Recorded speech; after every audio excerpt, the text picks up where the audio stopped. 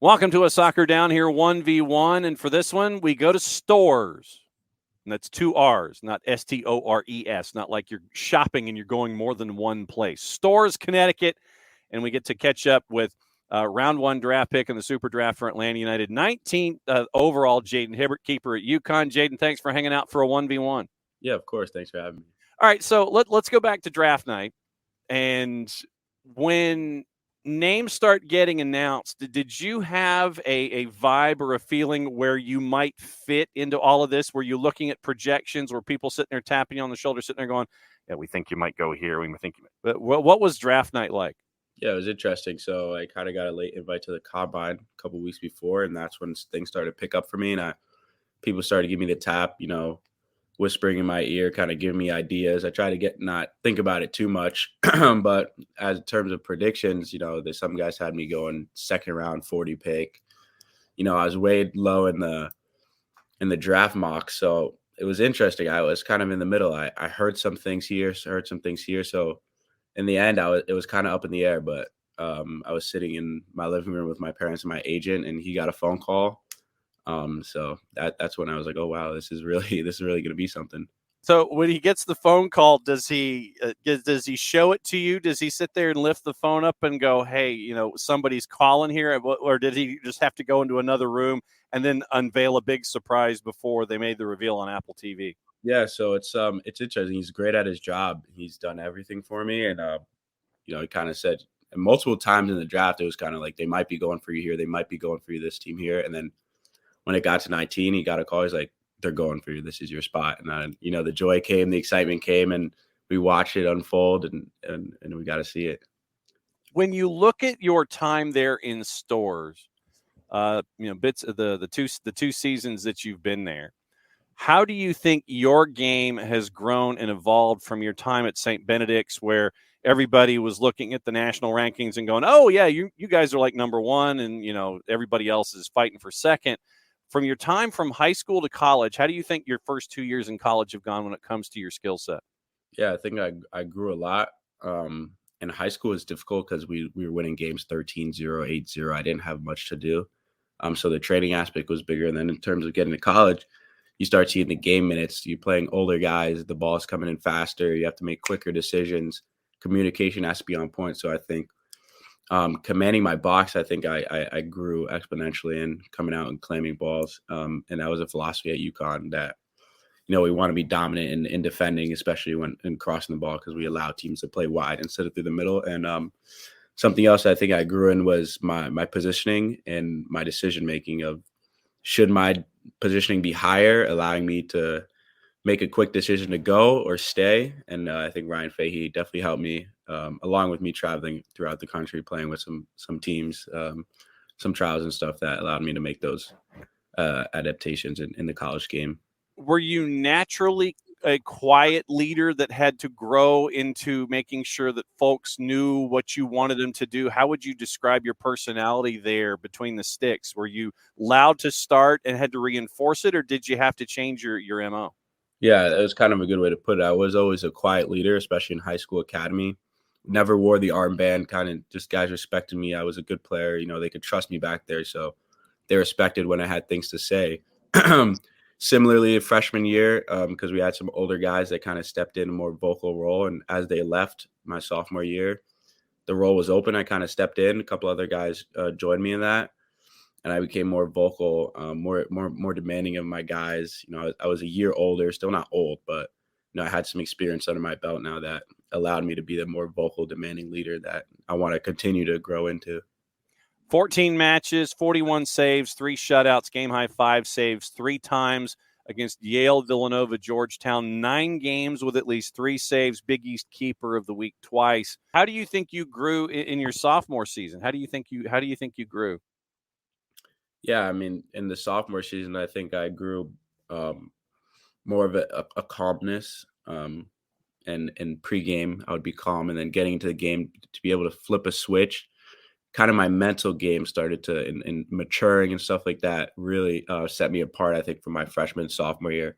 My skill set obviously developed, but my mental game it took me on a completely different route and maturing, being ready for the games, and being comfortable in my abilities to make these saves, make the right decisions, and also being comfortable in making mistakes and learning from those mistakes. You mentioned the mental aspect of it all, and how difficult is it to physically is one thing where you're growing, you're 6'2", 155, and that's what the height and weight are right now. But I would imagine the mental aspect of it, going from St. Benedict's to college, and then going from getting a couple of minutes and a couple of starts to being the guy who's starting. That seems like that's a couple of different ways to address things mentally that you have to go through in stages about shaking things off, making sure that you're vocal, all these different aspects. Am I off here in that? No, that's it's accurate. It's a learning curve that most goalkeepers have to go through. As you know, goalkeepers develop later in life; they have a longer career. So, I got mentally okay and comfortable with knowing that this thing is going to take time. Nothing's going to be perfect. It's impossible to change something that happened 5 seconds ago. That goal that happened, you can only learn. You can only know that I should be a step to the left next time, maybe a step backwards. So, making those mistakes and then calling on those mistakes in the moment, just your brain works quick. In the moment, you'll think, I did that before, it was wrong. Let me do this instead. I think that helps. And on the other hand, actually, little update on the height, 6'3" and 178 now, just to put that up there. There we go. All right. So 6'3", 178. So when you look at, you mentioned the mental aspect of it. How difficult is it to shut something down where you had a negative? How difficult is it for someone to turn that away and sit there and ignore it? How do you not dwell on negatives to continue and just flush it and go forward? How difficult is that? Yeah, it's extremely difficult, and I think it wraps around several things. First of all, your teammates can be a huge play in that. If you get a goal scored on you and everyone's heads are down, it's a little difficult for you to not only help yourself, but then you have to motivate 10 other guys. Let's get going again. Versus if your teammate has good charisma going and they're patting you on the back, communication, all that's a huge help. Football, soccer, it's a team sport, so you have to rely on your teammates mentally and physically during the game. And then on my type of mental aspect, I think growing up in a great household, my parents are both psychotherapists, so I've had the privilege of learning pretty good amount of the mental side and how to shake things off. So that experience through my childhood really set me on a great path. UConn keeper Jayden Hibbert, drafted 19th overall by Atlanta United in the SuperDraft this season for Major League Soccer, hanging out with us for a Soccer Down Here 1v1. Psychotherapists, huh? Yeah. Is that kid? How much of a conversation piece is that? Well, yeah, I was talking to my mom and dad, and it seems like it's an added bonus where they get to help you out in that kind of. Yeah, it's freaking huge. I'll tell you, like the way they tap into your psyche and stuff. Just hearing other stories about clients and stuff too, to realize how privileged I am to have the environment that I did grow up in versus, a lot of people around the world, in the country, even in the state, my town, it can get smaller and smaller every time. But, they're huge in my life, my siblings too. So, our conversations at dinner get pretty in depth. I could say that. Oh, so what was the last in-depth conversation that you got to have at the Hibbert dinner table? It's really interesting. You mentioned that. It was actually Christmas dinner. My godfather came over. He's a lawyer, so it got pretty argumentative, but we went through eating disorders. It could go to gender inequalities in sports, all the way to, inequalities in other countries. Like, politics get a little crazy, but it's always interesting. I can say that.